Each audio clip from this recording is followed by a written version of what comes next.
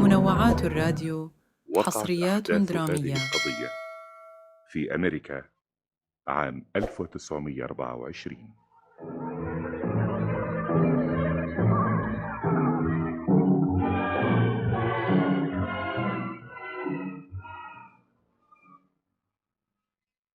الزهرة الحلوة دي لأرق وأجمل زهرة في الوجود. ها، تقبليها مني؟ قلت إيه؟ لازم تقبليها. ده أنا ده أنا قطفتها علشانك. خديها. أنا عارف إنك بتحب الزهور وبتسعدك، وأنا بحب أشوفك سعيدة ومبسوطة، والضحكة منورة حياتك كلها. ها؟ ايه ده؟ مين؟ واقف تكلم نفسك يا فيكتور؟ هو هو أنت سمعتيني؟ احب اعرف ايه اللي في ايدك، ايه اللي مخبي وراك؟ ها؟ لا لا لا لا، ما فيش حاجة. هم؟ بتكذب عليا يا فيكتور؟ بتخبي عن سالي؟ لا، ما أقدرش. طب لو قلت لك تديني الزهرة الحلوة دي هدية، توافق؟ الزهرة دي انت ايه؟ اتكلم. الزهرة دي علشانك. سالي ايوه انا هنا. سالي حبيبتي، انت ليه سبتيني ومشيتي؟ مين؟ هو انت هنا؟ ايه اللي جابك هنا؟ سالي، انت ازاي تسمح لنفسك تقفي مع حشرة زي ده؟ تعالى هنا. انا مش قلت لك مش عايز اشوف وشك قدامي؟ انا اللي ندهت له يا ستانلي. انا مش قلت لك لما تعوزي حاجة تطلبيها مني انا؟ اسمع، انا من النهارده مش عايز اشوف وشك في المزرعة، فاهم؟ توقف تبص لي كده ليه؟ ها؟ طب تعالى هنا بقى. سيبني. سيبه يا ستانلي، سيبه لحسن يموت في ايديك. روح بعيد دلوقتي يا فيكتور. شايفه بيجري ازاي يا سالي؟ منظره بيضحك بصحيح. ليه كده يا ستانلي؟ آه، ليه تضربه؟ ده ما عملش حاجة تستحق تضربه علشانها. منظره مقبض ومتعب جدا لاعصابي. انا مش فاهم ايه اللي بيعجبك في قزم زي ده. شكله بيخليني احس بالتشاؤم حتى. كفاية يا ستانلي، انت كفاية. متضايقه عشان انا ضربته؟ متضايقة عشان نسيت حاجة اسمها الرحمة والحب. مم؟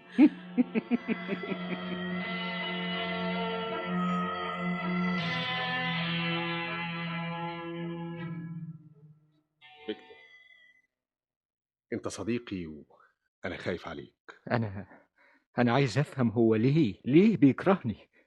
في الحقيقة انت لازم تشوف لك مكان تاني تشتغل فيه غير المزرعة دي.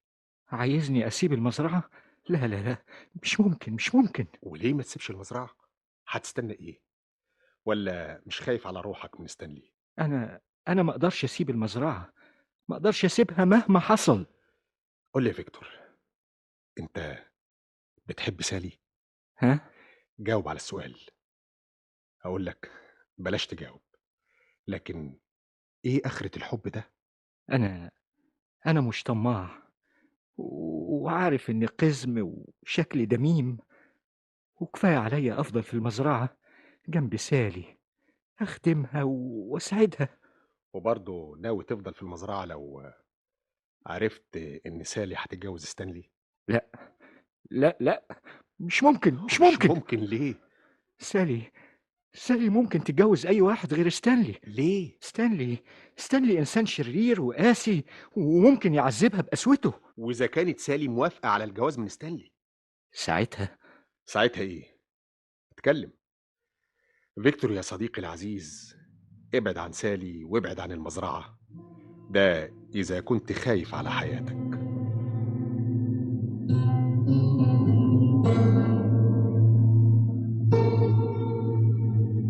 أنا أنا أستحمل كل المتاعب والمشاكل علشانك. عارفة يا فيكتور، ومقدرة خوفك عليا، بس أنا عايزاك تفهم حاجة مهمة جدا. حاجة إيه؟ بابا عليه ديون كتير، وستانلي غني، وهو اللي هينقذ بابا من الورطة اللي هو فيها. وتقبلي إن واحد زي ستانلي يتجوزك؟ ساعات الظروف بتكون أقوى من الإنسان. لا، أنا أنا مستعد أضحي بحياتي كلها علشانك، مستعد أقتل ستانلي وأريحك منه، وبعد كده يشنقوني يسجنوني. أي حاجة ممكن تحصل لي مش مهم، بس أعرف إنك سعيدة. وتفتكر إن ده الحل المناسب يا فيكتور؟ خايف عليك يا سالي. عشان كده عايزك تبعد الأفكار الغلط دي عن عقلك، وزي ما أنت خايف عليا أنا كمان خايفة عليك. لكن فيكتور، أنا هتجوز ستانلي، وهعرف إزاي أصلح أخلاقه، وهعرف إزاي أزرع في قلبه الحنان والعطف لك ولكل الناس. سالم، انت قاعده هنا وستانلي بيدور عليكي؟ روح هات الطلبات اللي قلت لك عليها يا فيكتور. ها؟ فيكتور ازاي يسيب شغله ويقعد يتكلم معاك؟ روح يا فيكتور. حاضر. مش معقول الكلام ده. انت مش عارفه ان خطيبك بيكرهه؟ ازاي تسمحي له ويتكلم معاك؟ أصلي كنت محتاجة لشوية طلبات وعشان كده بعتله. انا مضطر اطرد فيكتور من المزرعه. لا لا يا بابا، لا. انت مش ممكن هتلاقي واحد زيه بيحبك ومخلص في عمله. لا. على راي خطيبك، منظره وتصرفاته بتتعب الاعصاب. ده طول عمره بيخدمك وعمرك ما اشتكيت منه. بلاش تسمع كلام خطيبي. طيب خلينا في المهم. طمني الأول. مم. خطيب ستانلي دفع الديون اللي عليك؟ طبعا، ده انسان يستاهل كل خير. عشان كده أنا موافقة على الجواز منه. انا يهمني ان الجوازه دي تتم بسرعه عشان اطمئن وابعد عن المشاكل والمتاعب والقلق اللي كنت عايش فيهم.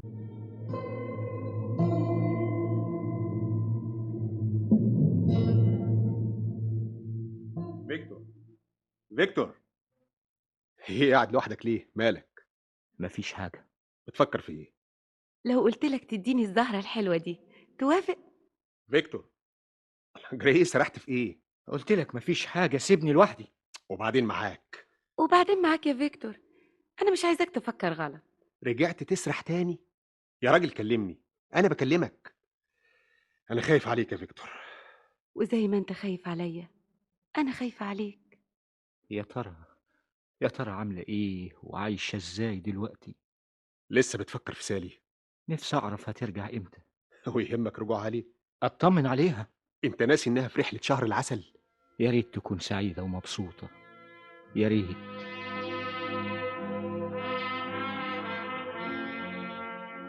بنتي حبيبتي، كويس اللي رجعتي.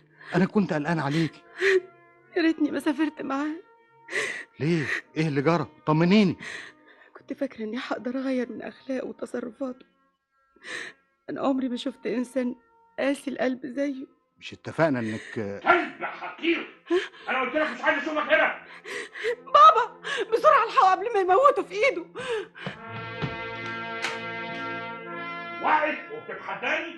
طيب خد خد. عايزني إيه؟ بتضربني ليه؟ اللي زيك لازم يموت، لازم يريح الناس من شكله. سيبه يا ستانلي، سيبه بقولك. ابعد بقول لك. انت ازاي تصرخي بالطريقه دي؟ ازاي تدافعي عنه؟ لأنه إنسان طيب، عمره ما أذى حد، طول عمره معانا وبيخدمنا. ليه بتكرهه؟ ليه؟ سامع بنتك بتقول ايه؟ سالي، سيبيني انا اتصرف. ادخلي غيري هدومي. هي كلمه واحده. الكذب الحقير ده لو قعد هنا وشفته قدامي هقتله. ايوه هقتله.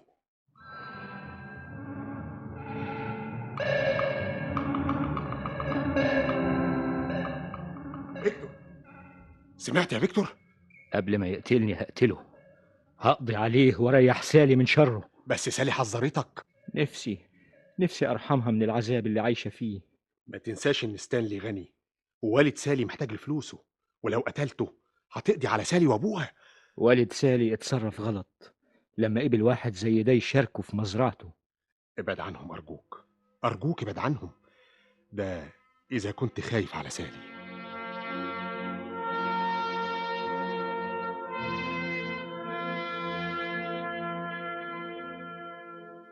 سالي يا بنتي، مالك؟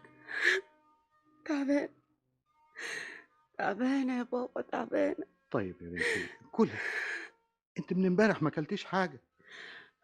ماليش نفس. انت عايزه ايه بالظبط؟ ها؟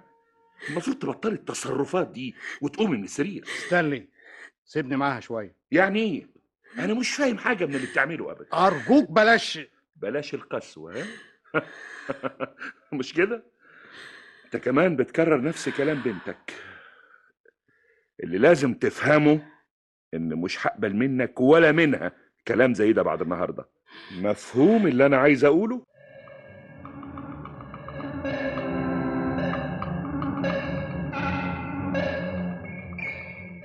سالي، الوردة، الزهرة الحلوة اللي الناس كانوا بيحسدوها على جمالها ونضارتها ورقتها. سالي بقت بقت مريضة، منوعات الراديو، والأطباء محلفين في حصريات علاجها. هو درامية. السبب، جوزها هو السبب.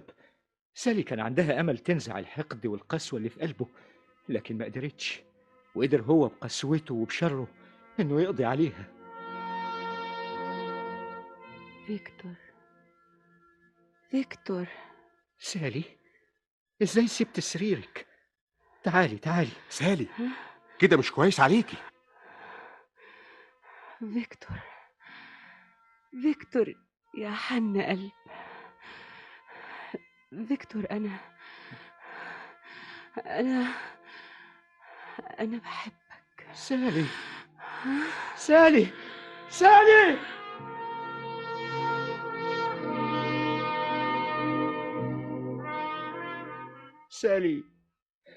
سالي ماتت بين ايديا. قتلها بحقده وقسوته. أرجوك، كفاية كفاية. انا مش هسيبه. هعرف ازاي انتقم منه.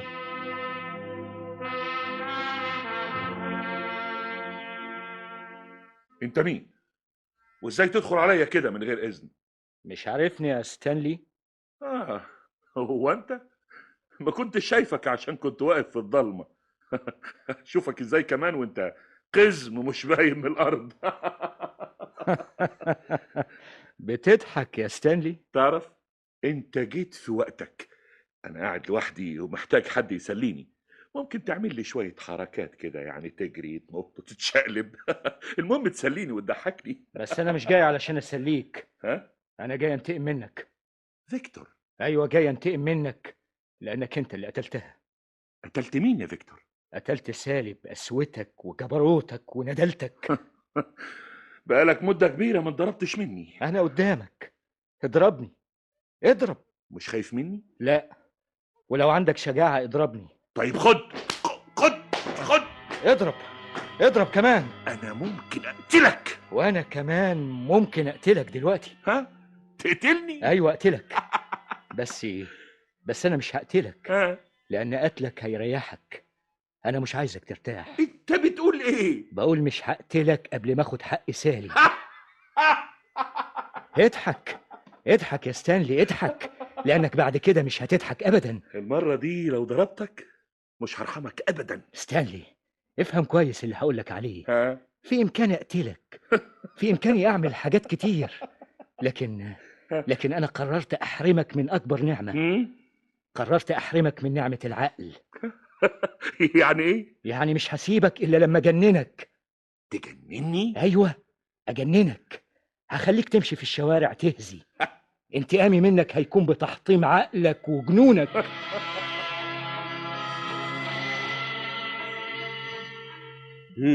وبعدين يا ستانلي؟ هقول لك ايه، فيكتور جاني لحد بيتي وبيهددني. هددك بايه؟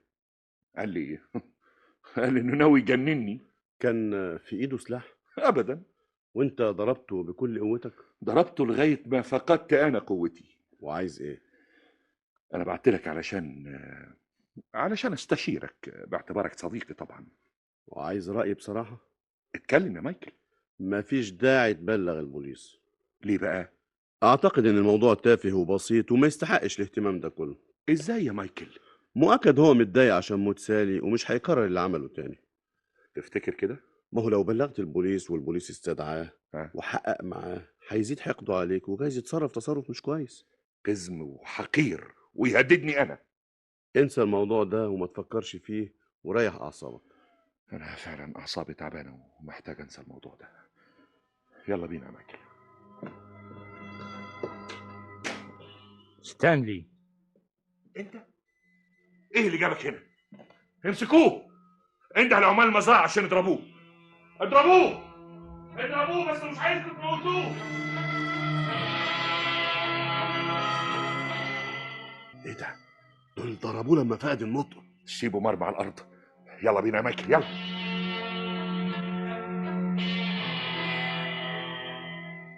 مش ممكن. انا سايبك هناك مرمي في المزرعه وفاقد النطق. انت عايز مني ايه؟ عايز مني ايه؟ مش هسيبك إلا لما أجننك وأحطم لك عقلك كله.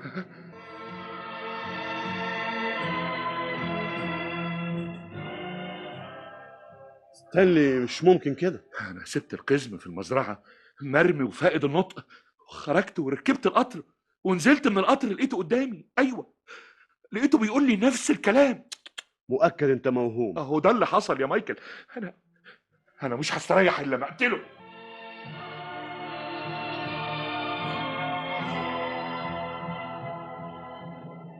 ممكن أعرف سرق منك إيه؟ سرق فلوسي. ايوه، م? دخل بيتي في غيابي وسرق فلوسي كلها. عندك شهود على كده؟ في اكتر من شاهد. أسمعهم لو سمحت.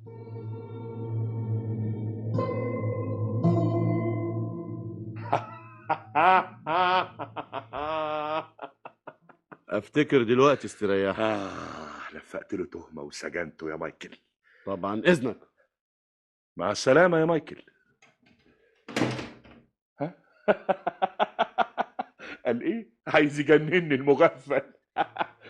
اول ما يطلع من السجن هلفق له تهمه تانية، والشهود موجودين طبعا. تفتكر أنت خلصت مني يا ستانلي؟ انت مين؟ مش ممكن. انت ازاي هربت من السجن؟ أنا فيكتور، ولازم أجننك وأحطم عقلك.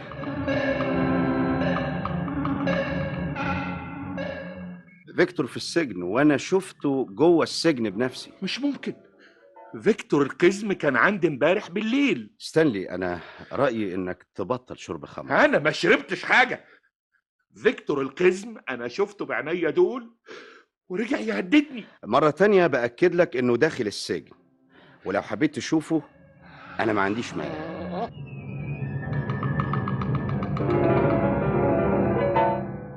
مش ممكن. ايه تاني؟ مش ممكن. شفته في السجن وشفته كمان في بيتي ووقف يهددني. انت محتاج لرحله تريح فيها اعصابك. اعصابي سليمه يا مايكل، اعصابي سليمه. انا متاكد من اللي بقوله. انا بقول ان يا اخي سيبني. انا مش عايز اسمع منك اي حاجه، مش عايز حد جنبي. سيبوني بقى. الله.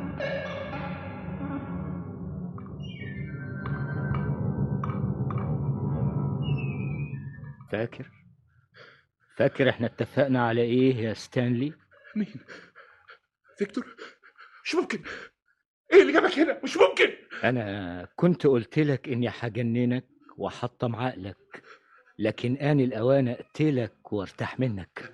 فيكتور، ابعد المسدس ده، ابعد المسدس ده. خايف يا ستانلي؟ بقول لك ابعد المسدس ده وتعالى هنا.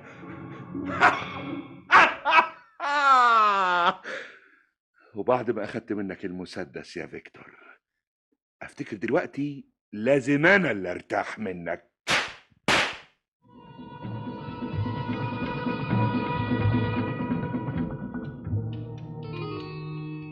انت بتقول ايه؟ قتلته يا مايكل، قتلت فيكتور القزم وارتحت منه. دي جريمه وعقابها. ابعد عني بقى، انا قتلته يعني قتلته. رحت ازور مقبرة سالي، لقيته قدامي، خدت منه المسدس اللي كان بيهددني بيه وقتلته. عن اذنك. انت رايح فين؟ رايح فين يا مايكل؟ انا اعصابي مش مستحمله الكلام اللي انت بتقوله. مايكل مش مصدقني، هو حر، بس انا خلاص، انا ارتحت. ارتحت. تفتكر انك ارتحت يا ستانلي؟ مين؟ فيكتور اللي هيجننك ويحطم عقلك. لا، ابعدوا عني، ابعدوا.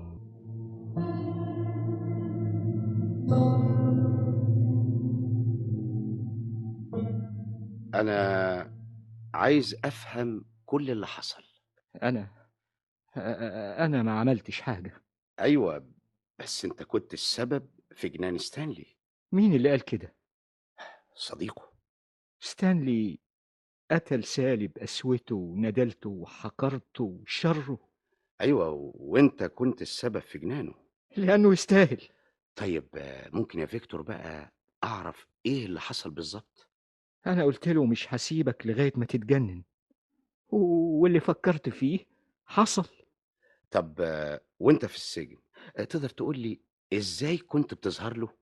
أنا أنا ما كنتش في السجن. ها؟ ازاي؟ انا انا شفتك هناك بنفسي. أنا هقول لك الحقيقة كلها. اتفضل. بعد ستانلي ما قضى على سالي بقسوته، مم. فكرت في الانتقام منه. رسمت خطة لقتله، لكن رجعت في كلامي. ليه؟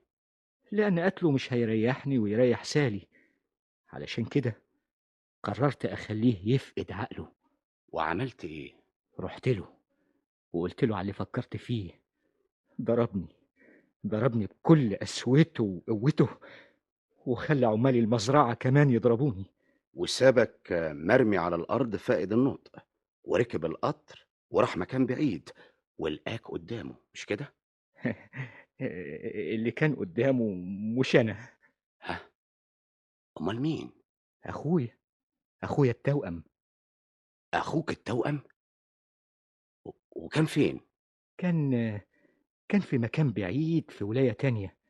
بعتله وجبته واتفقت معاه، وهو اللي مشي وراه وركب معاه القطر. وبعدين ظهر وقال له نفس الكلام اللي كنت بقوله له كل مرة. معنى كده ان اخوك التوأم هو اللي ظهر له بعد ما اتسجنت، مش كده؟ لا لا، اللي كان مسجون مش أنا. ها؟ اللي كان في السجن أخويا التوأم. اخوك التوأم؟ طب واللي ظهر له قدام مقبرة سالي وقتله مين؟ أنا. اه. والمسدس اللي كان معايا ما كانش فيه رصاص حقيقي. وعملت نفسي ميت، وراح البيت لأخويا قدامه وقعد يتكلم معاه. عشان كده حصل له ذهول واتجنن. فيكتور، انت عملت كل ده علشان سالي؟ أنا أنا عملت كل ده علشان قسوته على سالي. لو كان عاملها كويس وكان حنون عليها وعرف يساعدها، كنت فضلت طول عمري خدامه. أنا كان نفسي أسعد سالي وبس. أنا أنا ما فكرتش زي الناس ما هي فاهمة إني أتجوزها، لأني كنت عارف نفسي كويس وعارف حظي وعارف حقيقتي. أنا أنا مجرد قزم قبيح الشكل دميم، لكن عندي قلب عارف معنى الرحمة والحب.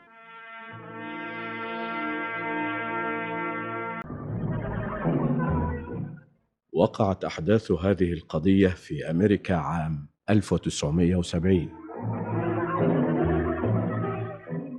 ليه القلق والخوف ده يا مايكل؟ ليه؟ مين قال ان انا خايف او حاسس بالقلق؟ تصرفاتك، كلامك، تعبيرات وشك، كلها حاجات بتؤكد انك خايف ومش طبيعي يا مايكل. المفروض نعمل حساب لكل خطوة بنعملها يا ويليام. بس انا رسمت الخطة كويس وانت كنت معانا ودرسنا مع بعض كل خطوة وتصرف هنعمله. لازم نكون حريصين جدا ونفرض اي احتمالات ممكن تحصل. زي ايه يا مايكل؟ البنت اللي هنخطفها مش جايز اثناء خطفها تصرخ ويقبضوا علينا؟ مش هتلحق تصرخ، لاننا هنقرب منها وقبل ما تتكلم او تعمل اي صوت هنحط لها مخدر على وشها وهتفقد الوعي في الحال. معنى كده ان المخدر هيكون مفعوله قوي. مفعوله قوي جدا. طب مش جايز المفعول القوي ده يقضي عليها وما نوصلش لحاجة ونقع في جريمة قتل؟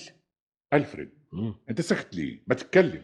هتكلم أقول إيه وأنا شايف مايكل أعصابه تعبانة ومش واثق في نفسه؟ وبعدين احنا كده بنضيع الوقت في مناقشات ملهاش قيمة. بالعكس، احنا زي ما قلت قبل كده بنعمل حساب لكل خطوة علشان خطتنا تنجح ونقدر نخطفها ونحصل على الفدية من غير اي مشاكل. أنا معاك، وبقالنا مدة كبيرة بنراقب البيت وبنراقب تصرفاتها ومواعيد خروجها ودخولها، وراقبنا كمان والدها وعاملين حسابنا لكل الاحتمالات. وهنبدأ تنفيذ الخطة امتى؟ لما نحس كلنا ان الخوف والقلق ملهمش مكان في قلوبنا. أرجوكم ما تزعلوش مني، أنا خايف عليكم زي ما أنا خايف على نفسي. ودلوقتي بتفكر في إيه يا مايكل؟ أنا دلوقتي اطمنت، ممكن ننفذ الخطة في أقرب فرصة. الساعة كام من فضلك؟ الساعة سيبني بسرعة بسرعة، حد يشيلها معايا العربية بسرعة.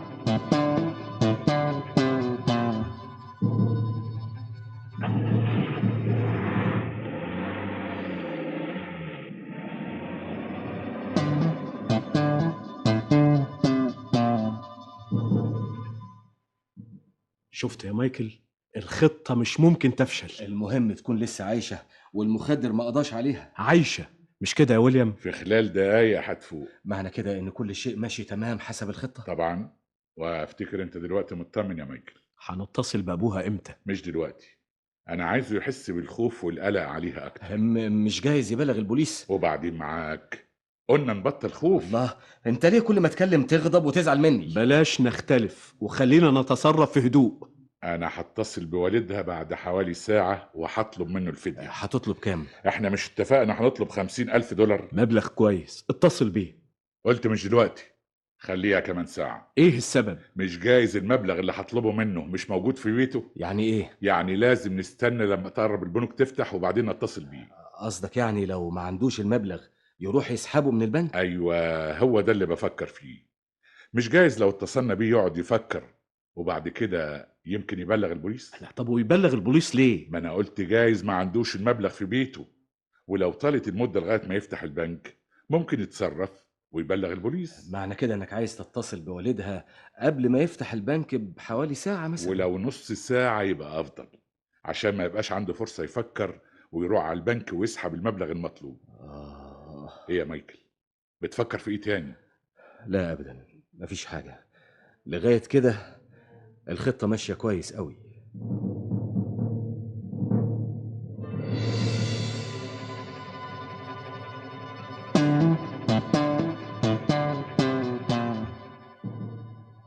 أنا فين؟ وانتوا رابطيني كده ليه؟ لو فضلت هادية وعاقلة وسمعتي كلامنا مش هنأذيك يا جانيت. طيب أفهم عايزين مني إيه؟ افتكر انت فهمت كويس احنا خطفناكي ليه. خطفتوني؟ جانيت، انت باين عليكي إنسانة كويسة وممكن تقضي معانا مدة بسيطة من غير مشاكل لغاية ما ترجعي لوالدك الدكتور. أنا سعيدة جدا بوجودي معاكم. نعم، سعيدة جدا. وفي منتهى السعادة كمان. ليه يا جانيت؟ انتوا اتصلتوا بوالدي الدكتور ولا لسه؟ وليه السؤال ده؟ لأني عايزة أساعدكم. تساعدينا ازاي؟ وتساعدينا ليه؟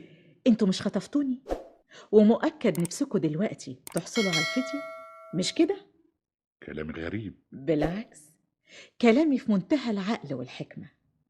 طبعا كنتوا منتظرين اني ابكي واصرخ واطلب منكم تسيبوني. هو ده اللي كان لازم يحصل، هو ده الطبيعي والمنطقي في الحالات اللي زي حالتك. لو تعرفوا حقيقة حياتي مع والدي الدكتور العظيم ما كنتوش اندهشتم ولا تعجبتم. مال والدك؟ والدي مع الأسف بالرغم من انه دكتور وبيكسب كتير من المال لكن بخيل. بخيل؟ وطبعا انتوا مش مصدقين وعايزين الدليل.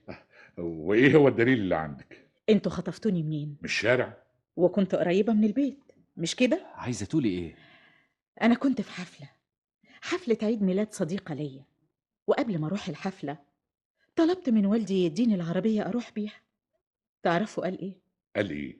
رفض يديني العربية ورفض كمان اني اروح الحفلة، وعلشان اخليه يوافق طلبت اروح الحفلة بالاتوبيس. ورحت الحفلة وانا راجعة بعد ما نزلت من الاتوبيس خطفتوني. يعني لو كان والدي سمح لي اروح بالعربية ما كنتوش قدرتم تخطفوني ابدا. هو ده دليلك على انه بخيل؟ في حاجات كتير وتصرفات غريبة بتقول انه بخيل، وافتكر ما عندكوش الوقت علشان احكي لكم عليها. معنى كده انه مش هيدفع المبلغ اللي هنطلبه منه؟ لا، هيدفع. هيدفع ازاي بقى وهو بخيل؟ هيدفع لما يعرف ان حياتي في خطر. هو صحيح بخيل لكن بيحبني جدا، والظروف هنا تختلف. شيء غريب. انتم اتصلتم بوالدي وطلبتم كام؟ لسه ما اتصلناش بيه. اطلبوه وقولوا له يا دكتور حياة بنتك جانيت في خطر. اسمعوا، انتوا ناويين تطلبوا منه كام؟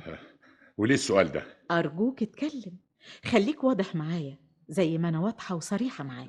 هنطلب منه 50,000 دولار. لا لا لا لا لا لا لا، مش كفاية، مبلغ قليل قوي. مبلغ قليل ازاي؟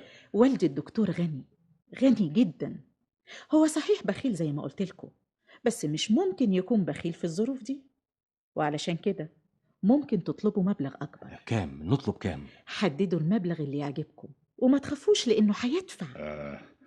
70,000 دولار مثلا. طب وليه ما تطلبوش 100,000 دولار؟ طيب، تعال معايا. على فين؟ ممكن تتكلموا قدامي وما تخافوش من أي حاجة لأني عايزة أساعدكم. دقيقة واحدة وهنرجع لك. ايه مالك متسمرة مطرحك كده ليه؟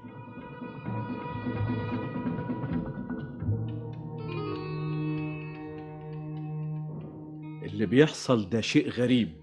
منوعات الراديو غريب جدا. حصريات درامية. نقول لها هنطلب من والدك الدكتور 50,000 دولار، ترد وتقول خليهم 100,000 دولار. طب ليه؟ ما هي قالت إن أبوها بخيل، وقالت إنه غني جدا. معنى كده إنها بتكره أبوها. واضح من كلامها عليه إنها بتكرهه فعلا. المهم لا بكت ولا اشتكت ولا انفعلت، وقالت إنها سعيدة جدا بوجودها معانا. معناه إيه الكلام ده؟ خلاص مش قادر أفكر. بلاش نضيع الوقت واطلب أبوها الدكتور. لا لا لا، لازم نعرف منها معلومات. معلومات إيه بس؟ خليك هنا وراقب الطريق كويس يا ألفريد. تعال معايا مايكل. أفهم بس هنعمل إيه وهنتصرف إزاي؟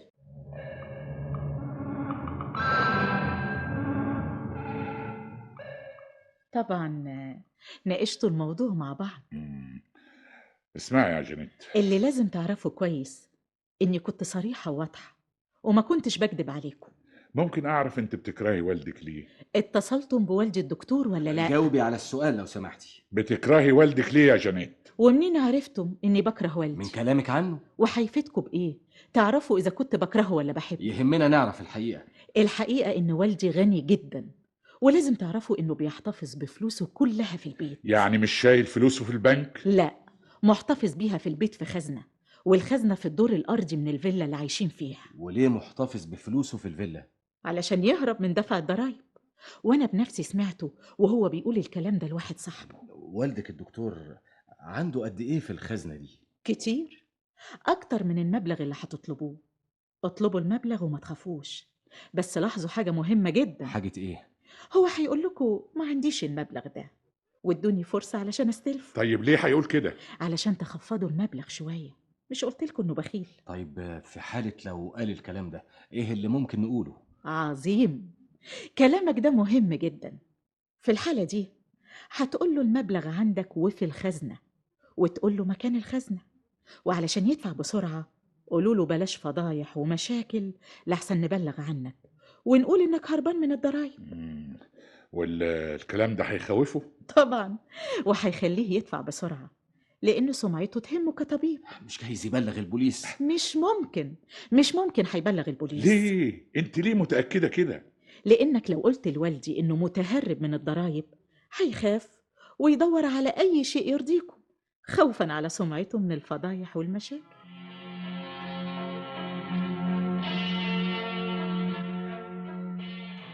ابتديت تفكر وتشغل نفسك يا ويليام. اللي بسمعه ده شيء غريب وجديد بالنسبة لي. وناوي على ايه؟ انتم لسه هتتناقشوا؟ استنى لو سمحت. لامتى؟ الوقت بيمر. قلت لك اسكت شوية. خليك معاها لحسن تهرب يا ألفريد. تهرب ازاي بس واحنا رابطينها والباب مقفول؟ وبعدين اللي زيها مش ممكن يهرب ابدا، دي بتساعدنا كأنها بتفكر معانا وبتضع لنا الخطط علشان نحصل على الفدية. وعشان كده انا مش مطمن. ليه بس؟ مش عارف. طب الاول نتصل بوالدها الدكتور ونشوف هيقول ايه. ألفريد. ايوه. انت ومايكل خليكوا هنا، انا هنزل دلوقتي حالا وهتصل بوالدها. هتتصل منين؟ بعد الكلام اللي قالته وبعد الخوف اللي بدأت احس بيه، انا هتصل بيه من بره من اي تليفون في الشارع. خلي بالك كويس يا ويليام. ما تخافوش، لو اتأخرت اكتر من نص ساعة اقتلوها ويهربوا. نقتلها؟ ايوه لازم نقتلها، لازم.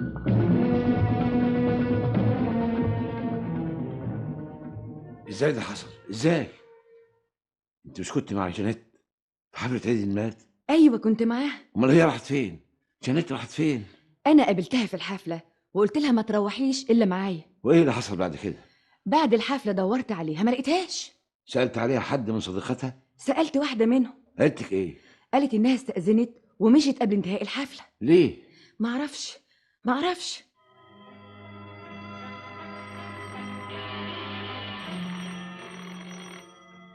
لازم هي جانيت اللي بتتصل بالتليفون. بسرعه رد عليها يا دكتور، يا ترى جرى لها ايه؟ يا ترى جرى لها ايه؟ الو. ايوه انا. انت مين؟ سامعك اتكلم. ايه؟ انت بتقول ايه؟ وبنتي فين؟ ارجوك هي فين؟ حاضر مش هتكلم. اتفضل اتكلم. ايه؟ لكن ايوه سامع، لكن المبلغ ده ضرايب ايه؟ طيب ممكن تديني فرصة بس ادبر المبلغ؟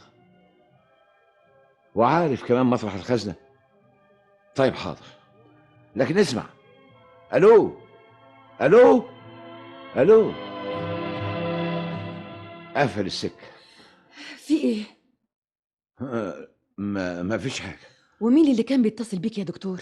لا ده واحد صاحبي. واحد صاحبك؟ وكان عايز ايه؟ لا ده موضوع خاص. وجنيت فين؟ أرجوك سيبيني لوحدي شوية.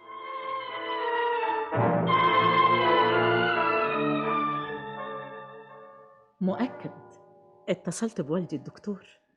مين اللي قالك ان انا اتصلت بيه؟ لأنك خرجت من البيت وواضح إنك خايف تتصل من التليفون اللي عندك لحسن يكون والدي مبلغ البوليس. مش كده؟ انت ليكي تفكير غريب. وأنا معجبة باللي أنت عملته. كان لازم تتصل من بره بيتك من أي تليفون عمومي. وايه اللي عرفك اني خرجت؟ المهم، والدي قالك إيه؟ حكايه الخزنه طلعت مش صح، وحكايه تهربهم الضرايب برضه مش صح. لا صح، ومؤكد إنك بتقول كده علشان تعرف الحقيقة مني، لكن الحقيقة هي اللي أنا قلتها لك، وممكن تطلب والدي وتخليني أكلمه بنفسي. وعايزة تكلميه ليه؟ علشان أساعدكم وانتهي من الموضوع واريحكم. يعني ايه تريحينا؟ أصل أنا شايفاك مش طبيعي، والمفروض إنك تكون طبيعي وتفرض شروطك وتطلب المبلغ اللي أنت عايزه وتنهي العملية كلها. كلامها مظبوط. وفي حاجة مهمة عايزاك تاخد بالك منها. ايه هي؟ الأوراق المالية اللي هتطلبها يا ريت تكون أرقامها مش مسلسلة. زي ما قلت لك، والدي بيحتفظ بأموال كتيرة في البيت، وممكن تحذره علشان يسيبها لك، وتكون أرقامها غير مسلسلة. وليه كده؟ بدل ما تضطروا تبيعوها وتخسروا فيها كتير. ما هو لو ليها أرقام مسلسلة هتخافوا تصرفوها وتضطروا تبيعوها. انت بتفكري ازاي؟ ايه اللي عرفك الاسرار دي كلها؟ نفسي أساعدكم. تساعدينا؟ ايوه بس افهم، الدكتور ده والدك ولا مش والدك؟ والدي، وزي ما قلت لك من البداية أنا ما تعودتش أكذب، وعلشان تكون إقامتي معاكم سعيدة لازم نثق في بعض. انت مش خايفة؟ أخاف من إيه؟ مش جايز بعد ما ناخد الفدية نقتلك؟ لا، قتلي مش هيفيدكم على الإطلاق، بالعكس ده هيضركم ويخلي البوليس يدور عليكم. ولو سبناكي هتعملي ايه؟ ولا حاجة، هرجع بيتي وهنسى كل حاجة حصلت. مش جايز والدك يبلغ البوليس بعد ما نسيبك؟ في الحالة دي هقول اللي كانوا خاطفيني 6 شخصيات. 6؟ وهقول أوصاف ملهاش أي علاقة بيكوا على الإطلاق. وليه كده؟ لأنه سهل بالنسبة لكم لو أدليت بأوصاف واحد منكم تقتلوني وأنا ماشية في الطريق، وعلشان أنا بحب الحياة هكون حكيمة في كل تصرفاتي ومش هبلغ عنكم على الإطلاق. أنا معجب بيكي جدا وبعقليتك. كفاية. على فكرة، في حاجة أخيرة عايزة أقولها لك علشان تستلم الفدية وانت مطمئن.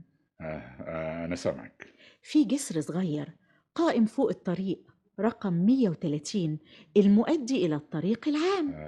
ماله الجسر ده؟ ممكن تطلب من والدي يمر فوق الجسر ده وهو ماشي وشايل الشنطة، وواحد منكم يطلب منه يرمي شنطة الفلوس من فوق الجسر، وواحد منكم يفضل تحت الجسر وياخد الفلوس ويهرب. وليه كل ده؟ احتمال والدي يبلغ البوليس، بقول احتمال، وفي حالة ما يكون معاه حد من رجال البوليس مش هيلحق يمر على الجسر وينزل منه علشان يقبض على اللي معاه الشنطة. ايه مالكوا زعلانين ليه؟ علشان بفكر ازاي اساعدكم. أرجوك فهمني، عايز أعرف الحقيقة. جانيت غالية عليا قوي وانت عارف كده كويس. هقولك ايه؟ جانيت اتخطفت مش كده؟ مين قالك انها اتخطفت؟ من كلامك في التليفون ومن تصرفاتك يا دكتور. لا. خلينا أفكر معك أرجوك يا دكتور، يمكن أقدر أساعدك. ايوه اتخطفت، والعصابة حذرتني أبلغ البوليس. وبعدين؟ مش عارف، أنا خايف عليها. إيه اللي ممكن أعمله دلوقتي؟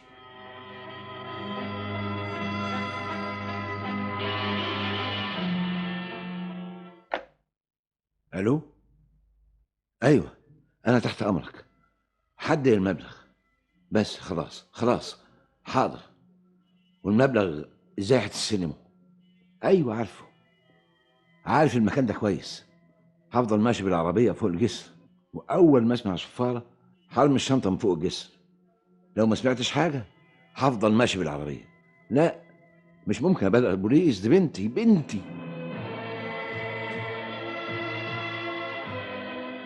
عملت ايه يا ويليام؟ بلاش تنطق اسمي، خد بالك. انا واخد بالي، وجانيت مش معانا وبعيد عننا. مهما كانت الظروف عود نفسك ما تنطقش اسمي ولا اي اسم واحد فينا. المهم انت وصلت لايه؟ كلمت والدها دكتور؟ ايوه كلمته وحضر المبلغ واكد لي انه ما بلغش البوليس. لازم نكون حريصين ومش لازم ابدا نثق في كلامه. انت هتكون هنا معاها يا مايكل. طب وانا؟ انت هتكون معايا يا الفريد. بعد نص ساعه هنخرج بالعربيه. طب وبعدين؟ هتكون انت فوق الجسر، هيمر عليك الدكتور والد جانيت بعربيته. بعد ما تطمن كويس ان مفيش حد معاه او حواليه او حد مراقبنا تسفر له. هيرمي لك الشنطه من فوق الجسر. وانت يا ويليام؟ هكون تحت الجسر، هاخد الشنطه في العربيه واهرب. وبعدين ايه اللي ممكن يحصل بعد كده؟ بعد حوالي نص ساعه بعد ما نخرج من هنا اقتلها. ايه؟ اقتلها؟ ايوه تقتلها. وايه هدفك من قتلها؟ البنت دي مش عاديه. جانيت دي ذكيه جدا وعرفت كتير عن اسرارنا وانا مش مطمن لها، وعشان كده لازم نخلص منها ونقتلها. ايه مالك؟ بتفكر في ايه؟ مفيش حاجة. باين عليك انسان طيب واحساسك مرهف، وعلشان كده في حاجة معذباك. البنت دي ذكية وعشان كده لازم نقتلها ونخلص منها. بتفكر في ايه؟ وسرحت في ايه؟ أرجوكي كفاية، وفري كلامك. أنا مش عايز أسمع منك أي حاجة. اوعى تديهم فرصة يخدعوك. إيه؟ يخدعوني؟ ليه بتقولي كده؟ واضح من تعبيرات وشك انك واقع في مشكلة وخايف. لو سمحت اسكتي. نفسي اساعدك. أنا هعرف إزاي أحمي نفسي. بس تفكير 2 في مشكلة افضل من تفكير 1 فيها. مين قالك إن أنا بفكر أو عندي مشكلة؟ المسدس اللي معاك ده عايز تعمل بيه ايه؟ وبعدين معاكي. اسمع، انا هكون صريحة معاك بالرغم من كل الظروف اللي انا بعيشها دلوقتي، لكن انا بحبك. ايه؟ انت بتقولي ايه؟ هي دي الحقيقة. انا زهقت من العيشة مع والدي الدكتور البخيل، وقررت اهرب بعيد عنه ومش راجعاله، وانت الوحيد اللي ممكن تنقذني من العذاب اللي انا عايشة فيه. انا؟ طب ازاي؟ انت مشكلتك في وجود المال، وانا عندي المال متوفر. انا ممكن اخد كل اللي في خزنة والدي واهرب معاك ونعيش حياتنا، وتأكد اني هعرف ازاي اساعدك. تفكير غريب. بالعكس، ده تفكير بسيط وواقعي، على الاقل هيرحمك من عذاب السجن وآلامه. السجن؟ انا عارفة كويس انك عايز تقتلني. انتي اطمن، انا ما سمعتش حاجة من اللي دار بينكم، لكن قريت في عينيك كل حاجة. القتل مش هيوصلك لحاجة ابدا، وخصوصا ان انا بحبك. ومادام صريحتك بحقيقة قلبي، صريحني انت كمان. وصلتوا لايه؟ كلمني علشان اقدر اساعدك وما خليهمش يخدعوك وتكون انت الضحية. انا كده ممكن اتجنن. لا، بلاش تعذب نفسك. لو كنت هترتاح لما تقتلني، انا مستعدة اقتل نفسي بايدي واريح. لا اول مرة اشوفك بتعيطي. لاني خايفة عليك وبحبك ومش عايزة اتخلى عنك ومش عايزاك تسيبني. انا عايشة في جحيم مع والدي، وانت الوحيد اللي هتنقذني. انقذك ازاي؟ بس ازاي؟ قلت لك هاخد كل الفلوس اللي في خزنة والدي وهنهرب ونتجوز. نتجوز؟ ايه، مش موافق تتجوزني؟ مش موافق ان انا اعيش بقية عمري سعيدة معاك؟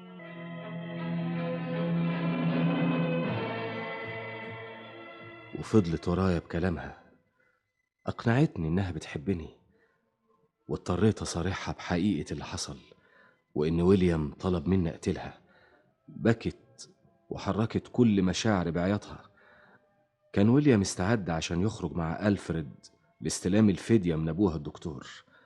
خدت ألفريد على جنب وقعدت أتكلم معاه. الكلام ده معناه ايه؟ معناه واضح ومفهوم يا ألفريد. ويليام هيخليك واقف فوق الجسر وهياخد شنطة الفلوس ويهرب بالفلوس والعربية. مين اللي قالك الكلام ده؟ ويليام بنفسه هو اللي قال كده. ويليام اتفق معايا على كده، لكن أنا مش عايز أخدعك، صدقني مش عايز أخدعك. بعد ما مايكل قال الكلام ده كان لازم اتصرف. عملت ايه يا ألفريد؟ خدت المسدس اللي مع مايكل وخرجت مع ويليام، وتحت الجسر وقبل ما اسيبه ضربته برصاص. قتلت ويليام وهربت. منوعات الراديو، حصريات درامية. فضلت ماشي بعربيتي فوق الجسر، ما شفتش حد. استنيت ان حد يصفر لي عشان الشنطه اللي فيها الفلوس. ما سمعتش حاجه.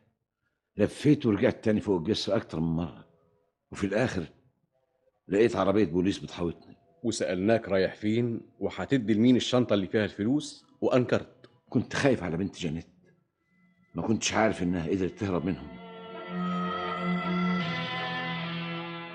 أهنيك على تفكيرك العظيم ده يا جانيت. قدرت أخدع مايكل وأوهمه إني بحبه وإن حياتي ملهاش أي قيمة وأنا بعيدة عنه. طب وإيه عرفك إنه كان عايز يقتلك؟ قريت في عينيه الغدر، فهمت حقيقة تفكيرهم، قدرت أمسك أعصابي وأشغل تفكيري في هدوء، وعرفت إزاي أوقعهم في بعض. كنت عارفة إن ألفريد هيقتل ويليام؟ لا، لكن كنت واثقة إن في حاجة كبيرة هتحصل، وقدرت أخلي مايكل يهربني علشان أجيب له فلوس والدي البخيل. بعد ما خدعته وفهمته إني هسرقها له ونهرب ونتجوز. وفضل مايكل مستنيكي وهو عايش في أوهام الحب والسعادة لغاية ما رحنا وقبضنا عليه. ساعات رهيبة عشتها وأنا عايشة في عذاب وخوف، لكن كنت حريصة أظهر بمظهر طبيعي وأوهمهم إني بساعدهم وخايفة عليهم. طب وحكاية والدك الدكتور البخيل؟ والدي الدكتور عمره ما كان بخيل أبدا كده. طب وتهربوا من الضرايب؟ برضو والدي عمره ما فكر يتهرب من الضرايب، كلها حاجات كذب في كذب. أيوة كذب. كان لازم أعيشهم في أوهام، ونجحت. أيوة نجحت، بس على حساب أعصابي وتعبي. مش بقول لحضرتك كانت ساعات رهيبة وعصيبة عشتها معاهم.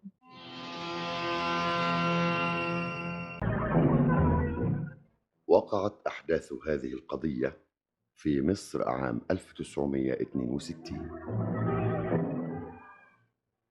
مين اللي ضرب بنتك بالرصاص يا أزهار؟ معرفش يا بيه، معرفش. امال انت كنت فين؟ كنت في البيت وسمعت جرس الباب. البنت الكبيرة كانت نايمة جنبي والبنت الصغيرة كانت جنبي. سابتني الصغيرة وراحت تفتح الباب، وفجأة سمعت صوت رصاص. جريت لقيتها مرمية على الأرض والدم بينزف منها. في حد كان قدام باب الشقة؟ لا يا بيه. الساعة كانت كام لما حصلت الحادثة؟ حوالي الساعة 10 بالليل. مين عايش معاكي في البيت يا أزهار؟ مفيش غيري أنا والبنتين. امال فين أبوه؟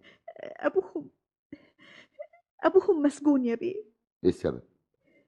اتهموه بالاختلاس. مين بيزورك أو بيتردد عليكي في شقتك؟ مفيش غير أخويا ومراته. في خلاف بينك وبين حد يا أزهار؟ لا يا بيه، أنا من يوم ما شوقي جوزي دخل السجن وأنا قافلة على نفسي وقاعدة في حالي.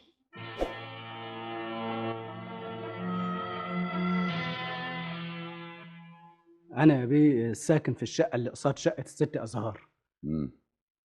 ايه اللي تعرفه عن الحادث اللي حصل؟ كنت في شقتي، سمعت طلقة رصاص، فتحت الباب لقيت الست أزهار بتصرخ وبنتها مرمية والدم نازل منها. أزهار كانت بتقول ايه؟ كانت بتصرخ يا بيه وتعيط وحضنة بنتها. ما شفتش حد على السلم؟ مفيش غير الجيران اللي بدأوا يتجمعوا على صراخ الست أزهار، وأنا اتصرفت بسرعة يا بيه وشلت البنت ووديتها المستشفى بعربيتي. ايه اللي تعرفه عن أزهار؟ من يوم ما دخل شوقي جوزها السجن وهي في حالها ومكسورة وتعبانة. مين بيزورها أو يتردد عليها في شقتها؟ اخوها يا بيه كان بيزورها دايما. في حد تاني؟ الحقيقه انا ما اعرفش. أنا ساكن في الدور الأرضي، والست أزهار ساكنة في الشقة اللي في الدور التاني. ايه المعلومات اللي عندك؟ أنا لما سمعت طلقة الرصاص فتحت الباب، لقيت واحد بيجري. شفته بيجري على فين؟ ناحية الشارع. ممكن تدينا اوصافه؟ أنا ما شفتش وشه، لأنه كان خارج من باب البيت، لكن هو طويل ورفيع. كان لابس ايه؟ قميص وبنطلون ولافف تلفيها على وشه. ما حاولتش تجري وراه؟ أنا خرجت وراه، لقيته ركب عربية وجري بأقصى سرعة. تعرف نمرة العربية؟ لا، الدنيا كانت ضلمة وما شفتش نمرة العربية. واحد من الجيران بلغني بالتليفون باللي حصل لبنت اختي. جيت جري لقيتهم نقلوها المستشفى. اخر مرة زرت اختك ازهار امتى؟ انا كل يوم معاها، من يوم ما دخل شوقي جوزها السجن وانا بزورها كل يوم واشوف طلباتها هي والبنتين. اختك ازهار بتشتغل؟ لا، ما كانتش بتشتغل، لكن بعد ما دخل شوقي جوزها السجن طلبت مني اسمح لها تشتغل. وانت كان رايك ايه؟ رفضت في البدايه، رجعت تلح عليا. ليه بس مش عايز نشتغل؟ البنتين محتاجين مصاريف، والحمد لله ربنا وفقني ولقيت شغل في شركة، والشركة قريبة من البيت. أرجوك يا أخويا وافق عشان ما مدش إيدي لحد. انا ما كنتش ببخل عليها باي مبلغ تطلبه، وما كنتش بحرم البنتين من اي حاجه، لكن اختي ازهار كانت حساسه، ولما لقيتها ألحت وافقت تشتغل. أستاذ فريد، أختك ما كانش لها أي مشاكل في الشغل؟ لا أبدا، كانت سعيدة وحريصة على عملها في الشركة عشان خاطر البنتين.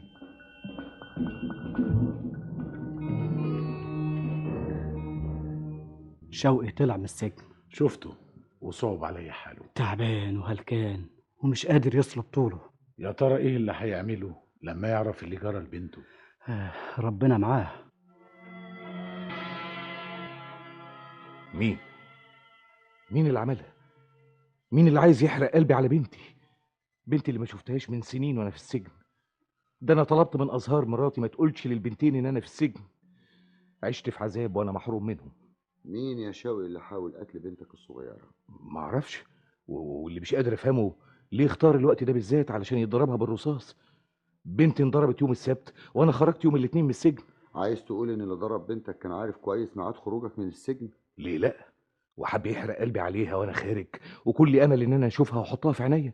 انت ليك اعداء يا شوقي؟ ربنا وحده عالم اللي في قلبي. انا نفسي اربي البنتين. امال ايه اللي دخلك السجن؟ الظروف. ظروف ايه يا شوقي؟ بنتي الصغيره اللي اتضربت بالرصاص هي السبب. ازاي يا شوقي؟ كانت عيانه والدكتور قال لي محتاجه عمليه. مديت ايدي للخزنه اللي في عهدتي، كنت فاكر اني هقدر ارد الفلوس اللي انا اختلستها، انما ما حصلش. اتكشفت ودخلت السجن. مراتك كانت بتزورك وانت في السجن؟ في كل زياره كانت بتجيلي، وكانت دموعها على خدها، وكانت بتطمني على البنتين. كنت تعرف ان مراتك اشتغلت وانت في السجن؟ ازهار مراتي قالت لي وهي بتزورني في السجن، وطبعا ما كانش في ايدي حاجه ممكن اعملها غير اني ادعي ربنا يوفقها وترعى البنتين لغايه ما اخرج لهم. ما قالتش ان في حاجه مضايقاها او اشتكت من حاجه؟ لا ابدا. وفي اخر زياره قبل ما اخرج من السجن كانت مبسوطه وفرحانه لاني هخرج لهم وابقى في وسطهم.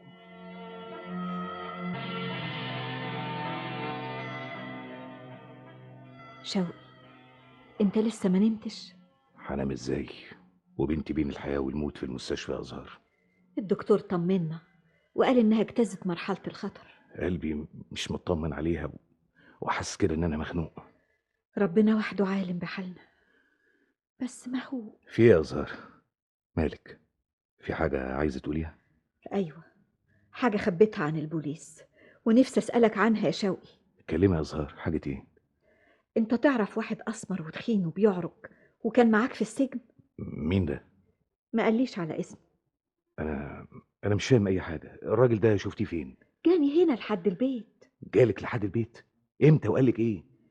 من حوالي سنه واكتر. لقيت الجرس بيرن.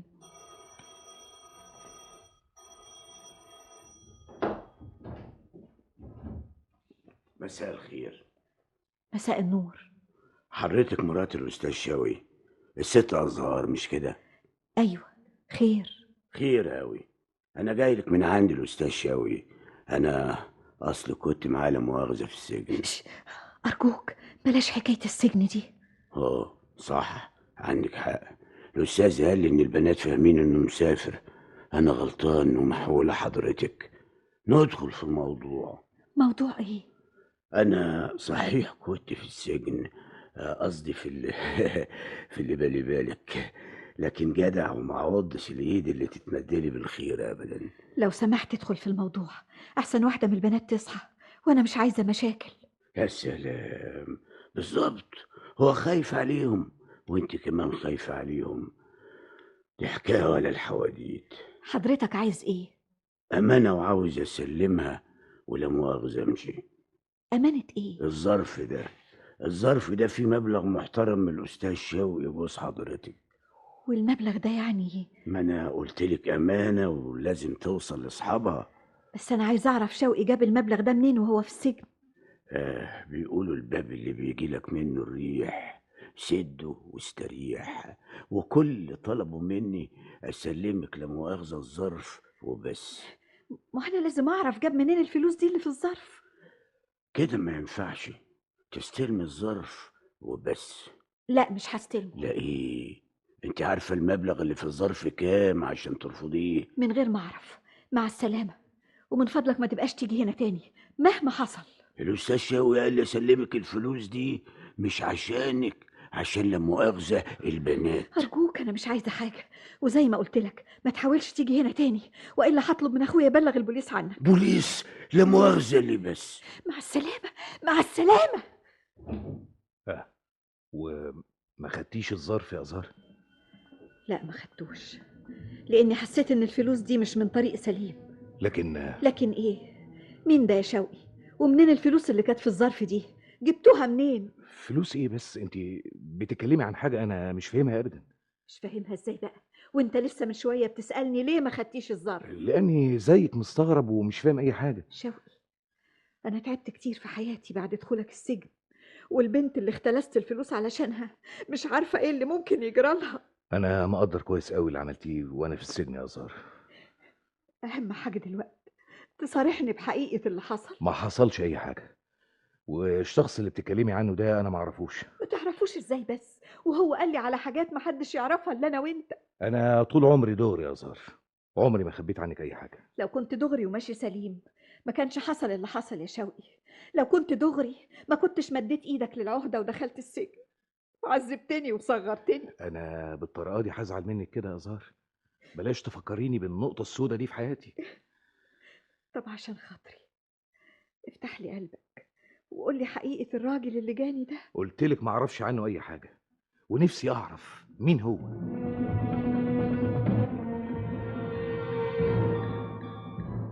يا حنفي انا كل اللي يهمني ان انا اطمن عليه بعد ما خرج من السجن. بس كده ولا في حاجه بينك انت وسويلم؟ كل خير. سويلم اصله خرج قبل مني بسنه واكتر من السجن، ونفسي اعرف اراضيه واطمن عليه. فيك الخير يا سي شوقي. طيب الاقيه فين دلوقتي؟ بس يعني عدم المؤاخذه انت راجل محترم ومتعلم، يعني هتكون بتسأل عن واحد زي سويلم ليه؟ ما هو انا قلت لك عن السبب. بصراحه كده مش داخل دماغي الكلام اللي انت قلته كده اهو. طيب عن اذنك. مع السلامه. بس احب اقول لك كلمتين كده قبل ما تمشي. اتفضل انا سامعك. ابعد عن سويلم، ابعد عن الشر وغني له احسن لك.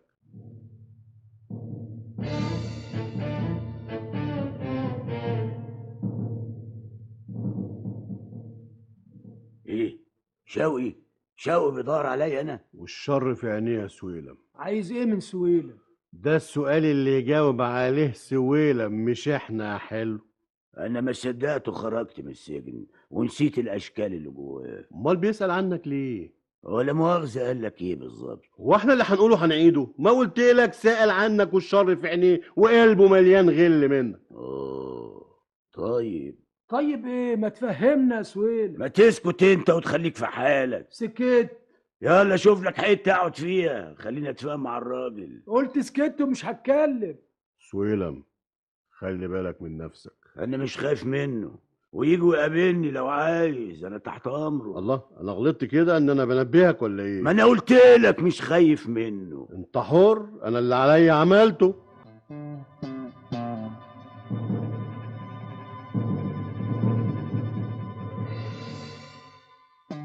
اهلا بيك يا استاذ شوقي.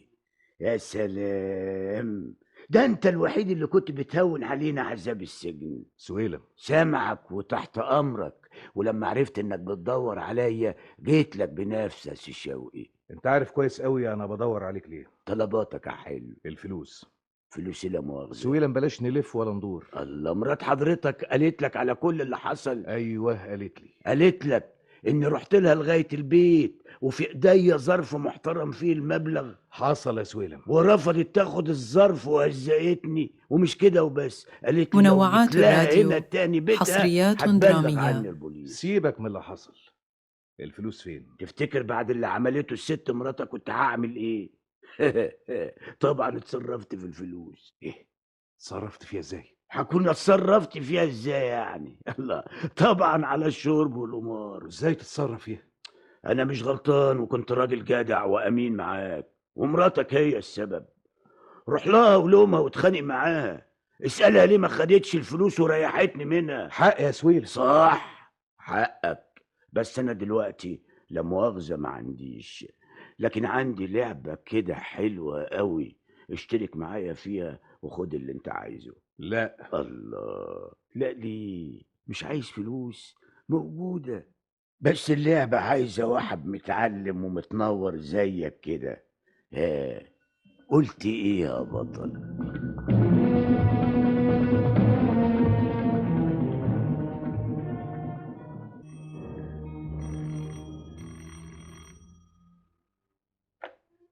الو، حضرتك مين؟ سامعاك. انت بتقول ايه؟ مش ممكن، مش ممكن، حرام عليك، ابعدوا عننا بقى، مش كفايه اللي حصل لنا. لا لا.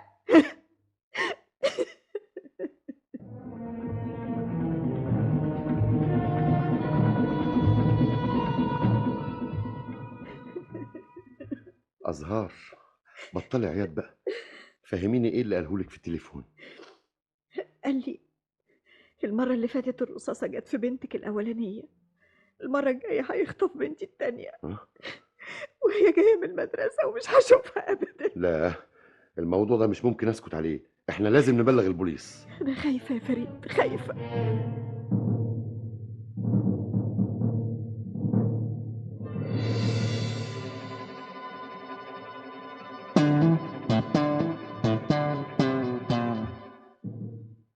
يعني لو ما كانش اخوكي جاب البوليس وبلغ ما كنتيش اتكلمتي يا ازهار.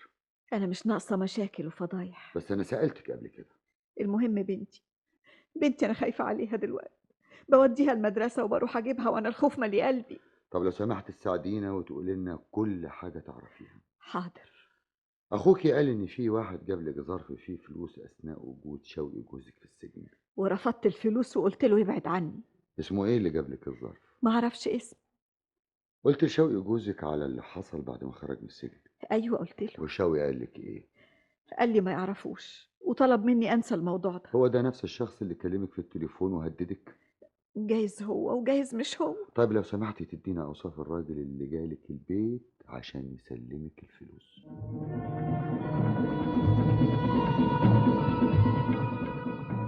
يا بيه انا عايز اربي البنتين واحميهم، وكفايه اللي حصل لي في السجن. ما هو عشان تربي ولادك لازم تقول لنا على اللي حصل عشان نقدر نحميك يا شوقي، ولا مش خايف على البنتين؟ لا خايف طبعا عليهم. مين بقى اللي جه لمراتك البيت عشان يسلمها الظرف اللي فيه الفلوس اثناء وجودك في السجن؟ سويلم. مين سويلم ده؟ واحد كان مسجون معايا. والفلوس اللي كان عايز يسلمها لمراتك جابها منين؟ يا بيه انا هقول لك على كل حاجه. اتفضل. وانا في السجن كان في معايا واحد اسمه شحته. وبعدين كمل. في ليله قاعد انا وشحته، لاحظ ان انا مهموم ومتضايق، فسالني مالك يا استاذ؟ كنت موظف محترم يا شحته. كلنا كنا محترمين، بس الشيطان الله يلعنه الشاطر عننا. يا ترى بنتي الصغيره عامله ايه؟ ربك ما بينساش حد، بكره تطلع وتطمن عليها. امتى يجي بكره ده؟ امتى؟ امال انا اعمل ايه؟ اللي اتجوزت من هنا وقبضوا عليا تاني يوم. ليه؟ انت عملت ايه يا شحته؟ قضيه نصب محترمه، لهفت فيها قرشين اتجوزت بيهم وما لحقتش. بتضحك يا شحته؟ امال عايزني ابكي؟ اضحك بدل ما يجرالي حاجه، وخصوصا ان مراتي طلبت الطلاق وطلقتها وارتحت. عالم غريب قوي. لا لا، ولا غريب ولا حاجه، كله محصل بعضه. الله يرحمك يا اما، كانت دايما تقول اللي في ايده القلم ما بيكتبش نفسه شقي. انا بيظهر القلم بتاعي ما كانش بيكتب كويس. نفسي اضحك زيك كده يا شحته. حد ماسكك اضحك، ما تحملش هم. لما اطلع من السجن هعمل ايه وهعيش ازاي؟ هو المبلغ اللي انت لهفته مش شايله في حته امينه؟ مبلغ؟ اه. مبلغ ايه؟ ده انا عملت بيه عمليه لبنتي واتكشفت قبل ما اطمن عليها. لكن انا بقى طلعت انصح منك واكثر منك ذكاوة. ازاي يا شحته؟ شوف بقى، انا مدكن قرشين محترمين عشان لما اقع بقى وادخل السجن اخرج الاقيهم. والقرشين دول سيبهم عند مين؟ في شنطه محترمه ودافنهم في مكان امين. طب احكي لي ازاي؟ نصبت على واحد وخدت منه مبلغ كويس. ها. وكنت عارف انه هيبلغ البوليس. رحت واخد الفلوس في شنطه ودافنها في مكان امين زي ما قلت لك. والشنطه دي دافنها في انهي حته؟ ايه بتسال ليه؟ يعني اهو بتعلم منك. وبعدين انت خايف ليه؟ ما انا معاك هنا في السجن. ده انت حتى كمان هتخرج قبل مني. صحيح، انا هخرج قبل منك وهاخد الشنطه. اسمع، لما تخرج من هنا ابقى زورني. ليه يا شحته؟ مش بتقول عايز تتعلم مني؟ تعالى وزورني، ومش بعيد تبقى تلميذي النجيب.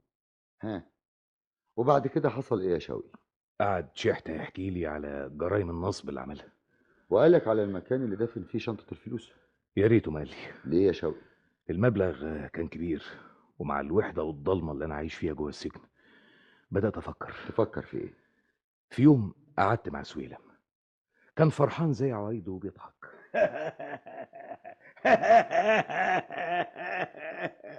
حتى انت يا سويلم بتضحك؟ ومش عايزني اضحك؟ لا يا شوقي، انت ناسي ان الاسبوع الجاي هخرج من السجن؟ ده انا بعد الايام اللي هخرج فيها. وناوي تعمل ايه يا سويلم؟ يحلها الحلاله والشوق. قول لي، معاك فلوس مخبيها زي صاحبك يا سويلم؟ صاحبي مين؟ شحته. هو شحته لا مؤاخذه مخبي فلوس ابو الشوق؟ الله، هو ما قالكش ولا ايه؟ يا عم شحته اسراره معاك وبيحبك، انما فاهمني. قال لك ايه؟ سويلم، انا عندي فكره كويسه، بس توعدني تطلع راجل معايا. عيب ابو الشوق، انا طول عمري جدع. ما انا حكيت لك ازاي دخلت السجن. طب اسمع، انا عرفت المكان اللي مخبي فيه شحته فلوسه يا سويلم. طب كمل، سامعك ابو الشوق. هو طبعا حكالي علشان عارف ان انا مش خارج من السجن دلوقتي. وهو كمان لسه له مده. عشان كده انا عايزك بعد ما تخرج تاخد الفلوس وتدي لمراتي مبلغ من الفلوس دي. مؤكد مراتي محتاجه الفلوس. خلاص، قول لي على المكان اللي مخبي فيه شحته فلوسه وانا هاخدها واطلع لا مؤاخذه معاك راجل وجدع كمان. وقلت لسويلم على المكان اللي مخبي فيه شحت الفلوس؟ وراح سويلم وخد الفلوس. وزار مراتك في البيت وحاول يديها جزء من الفلوس دي. وازهار مراتي رفضت وطلبت منه ما يزورهاش تاني البيت. قابلت سويلم بعد ما طلعت من السجن؟ ايوه، وسالته على الفلوس. قال لك ايه سويلم؟ قال لي انه صرفها على المخدرات والقمار وبعدت عنه، ومن يومها ما شفتوش.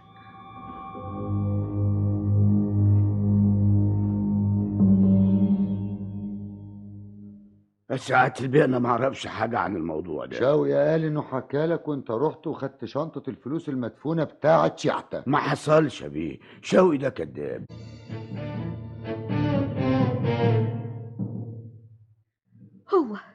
هو ده اللي جاني ومعاه الظرف اللي فيه الفلوس. يا جريست ازهار، وانا شفتك قبل كده. لا مؤاخذه. وعارف اسمها كمان يا سويلم؟ لا، ما هو لا مؤاخذه بيه، اصل شوقي جوزها هو اللي قال لي على اسمها واحنا في السجن.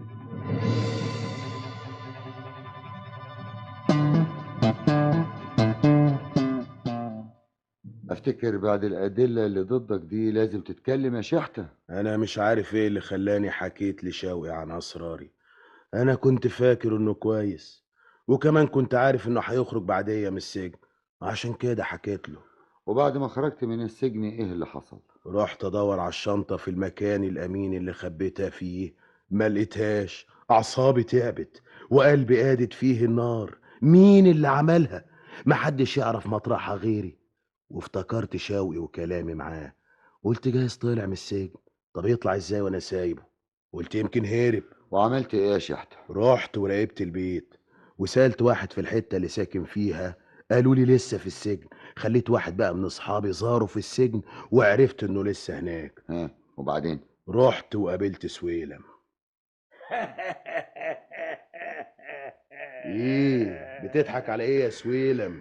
عشان انت لا مؤاخذة طلعت حمار، وحمار كبير قوي. ده كده الله يسامحك، بس انا مش فاهم حاجه. شوقي اللي مأمن له وحكيت له على حكاية فلوسك اللي مخبيها. ايه مش بقول لك طلعت حمار؟ الله. وبعدين بقى يا سويلم؟ شوقي حدق حكى لمراته وهي بتزوره في السجن وطلب منها تروح تلهب فلوسك قبل ما يخرج. ايه شوقي عمل كده؟ ايه حكيت لحد غيره؟ لا. يبقى هو مفيش غيره. ومش عايزني اضحك.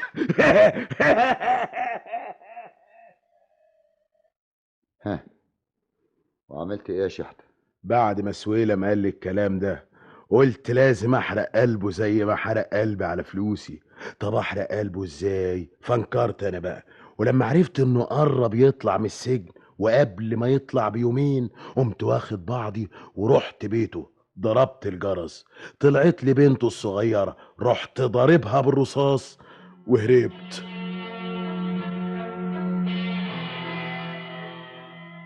انا منوعات اللي اتصلت بمرات الراديو شوقي في البيت حصريات وهددتها. درامية. قلت لها تبعد جوزها عني. كنت بقول اي كلام عشان اخوفها. لو كنت اعرف انها هتروح وتبلغ البوليس ما كنتش اتصلت. منين كنت اعرف ان كل ده هيحصل؟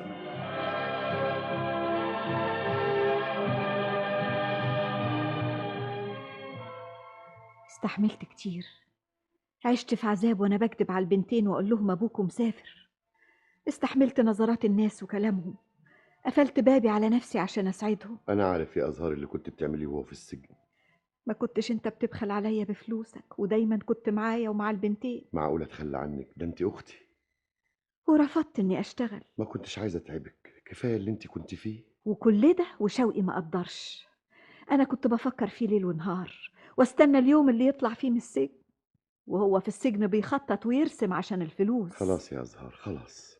ولما طلع من السجن بدل ما يفكر ازاي يحافظ على بناته بدأ يفكر في اللي كانوا معاه في السجن، بدأ يتصل بيهم. مش كفاية الفلوس الحرام واللي حصل من تحت راسها؟ كان عايز ايه تاني؟ عايز المجرمين اللي كانوا معاه في السجن يقتلوا البنت التانية. ازهار وبعدين كفاية بقى.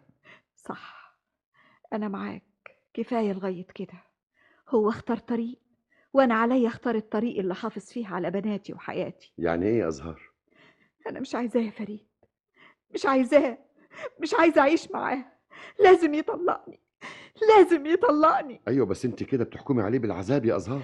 خليه يدوق جزء بسيط من العذاب والمرار اللي انا شفته في حياتي. ايوه بس طب سعادتك؟ سعادتي، انا كل سعادتي مع البنات ومعاهم وبعيد عنه. هعيش واعرف ازاي اسعد بناتي، وده قراري الاخير ومش هشوفه بعد النهارده.